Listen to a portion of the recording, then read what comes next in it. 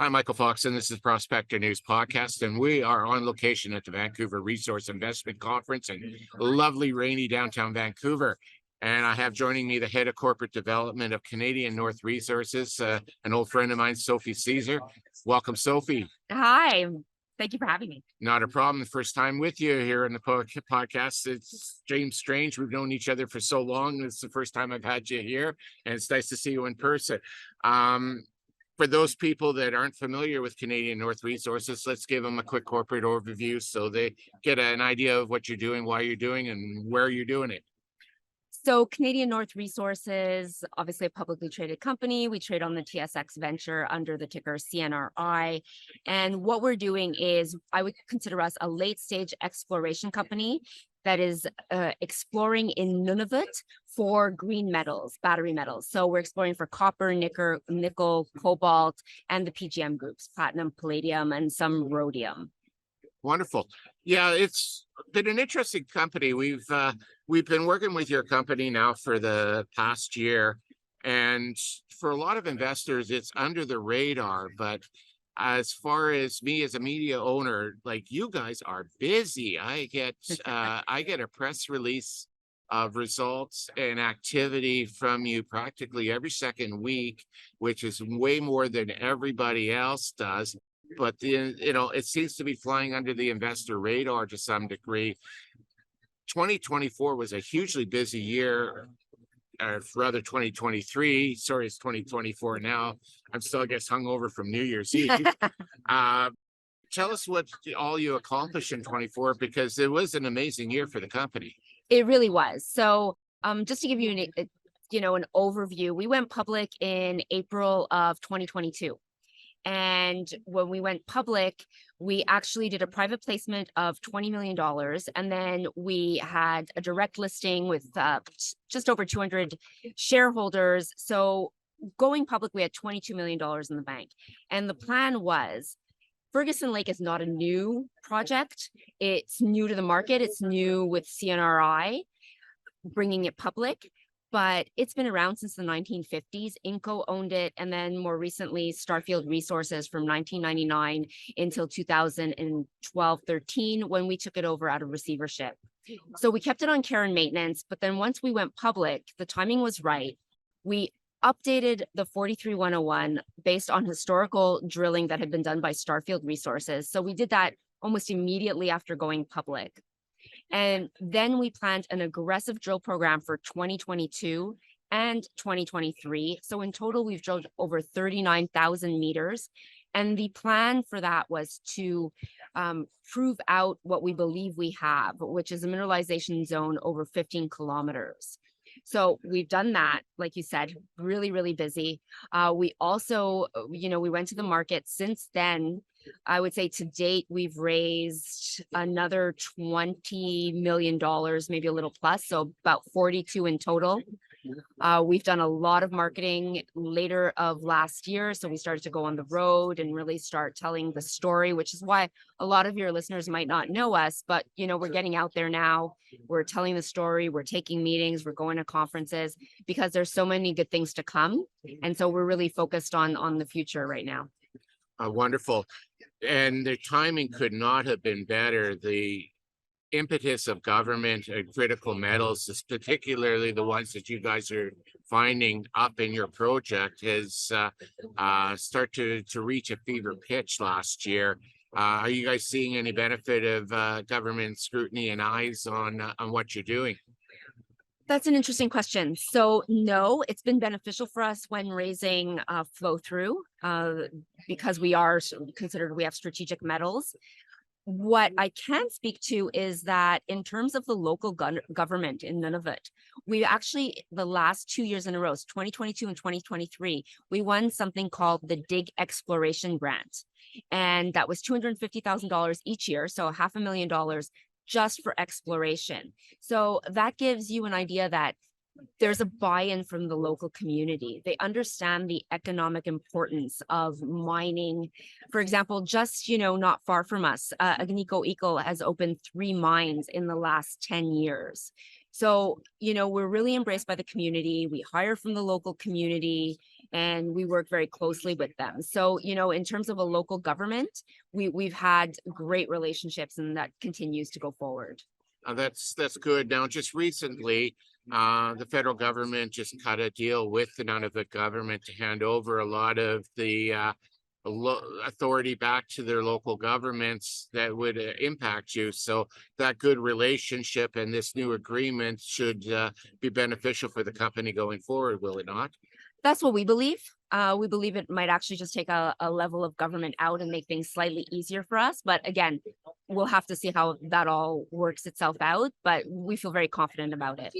That's good news. And as I say, looking forward, there's opportunities there. So from this drill result and all those fantastic results that you got last year, there's got to be an exciting plan for 2024, moving this company forward even faster. So there is. And when we talk about a lot of the news that we put out, so we announced at the end of last year that we engaged SRK to update our 43101. So to give you an idea, the old 43101, the historical 43101, hadn't taken the PGM groups into account and was all underground mining. So for us, when we updated that historical 43101, we took, we considered an open pit, and as well, we took the PGMs into account. So great news for our initial update of the historical resource. And we proved out that there was 24.3 million tons indicated and 47.2 inferred. So our goal really going forward with this new updated 43101 that's going to have our 39,000 meters of drilling is going to be to take a portion of that inferred and bring it into indicated. So we're hoping to hit a target of about 40 million indicated. And ideally, right now, we have a total resource of 71 million tons. We'd like to bring that up to 100 million tons. So we expect to have that updated 43101 in the next 4 to 6 weeks. So that's very, very exciting for us. That should be exciting for the market, especially when you've been flying under the radar. That should put a big boost under the company moving forward for sure. Now, once that 43101 is done, there's got to be drill programs to fill in some more blanks here. What's the plan for the drill going forward in 2024? So we're going to take that updated 43101 and we're going to be strategic in our drilling. So we're not going to see as big of a drill program this year, but it's going to be a very strategic drill program to go up and further explore certain areas that we believe will I guess, prove out what we have and improve the grades on the resource. So the idea of the drill program is to get more resources into the inferred side of things so that you can have a bigger resource. Is that correct? Yeah, I guess you could put it that way. Okay. Yeah. Or is it to see if your resources are going further out than you thought?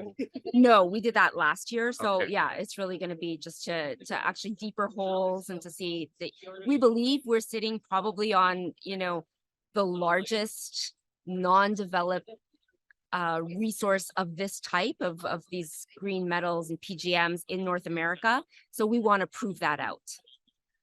That would be exciting news, especially on the PGM side. There is definitely a focus to get away from Russian and South African PGMs in the Western, in particular in the United States. Has there been any contact from the U.S. government yet? So there hasn't, but to your point, I think that's what makes the timing and this project so perfect is the fact that, we are in a geopolitical stable region. We know that many countries are putting these metals on their strategic metal list, even in terms of security for their countries.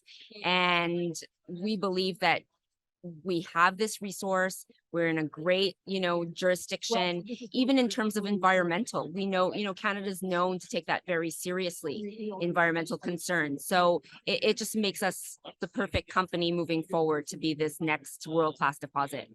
Outstanding. Now, the drill program that's planned, is it funded, or are we looking at any sort of placements to the market to help fund this after after your 43101? So we actually had warrants that were exercised that expired in end of December 2023. So there was some money that came into the company, some cash that came into the company for that, over $4 million. But if we were going to go continue to do this drilling, we'd probably looking at raising some flow through dollars to do that. It would make sense. We've been very successful in raising flow through dollars in the past. So we would probably consider that, somewhere in the next 2-3 months. Wonderful. I look forward to watching this story unfold with bated breath and excitement, because as I say, this is one of those under the radar stories that have I agree. that has been percolating for quite a while, and it's all of a sudden lost its cloaking ability, and it's going to get on those people's radars soon. Well, that's what we're hoping, and that's why we're out here, and that's why we're talking to you. So thank you very much. Not a problem. If people want to follow the company, learn more, perhaps participate in a placement if there is one coming in the near future, how do we get a hold of you? So they can go to the website, which is cnresources.com. My email's on there. There's also info@cnresources.com. They can reach out to me there as well. Wonderful. I appreciate you joining me, and it's been too long getting you on this podcast. Thank you so much, Mike. Canadian North Resources is a paid sponsor of the Prospector News.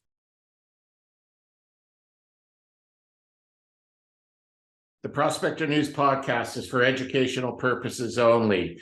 The opinions expressed are those of the participants and are not to be taken as investment advice. Listeners need to do their own due diligence and seek advice of a licensed investment advisor.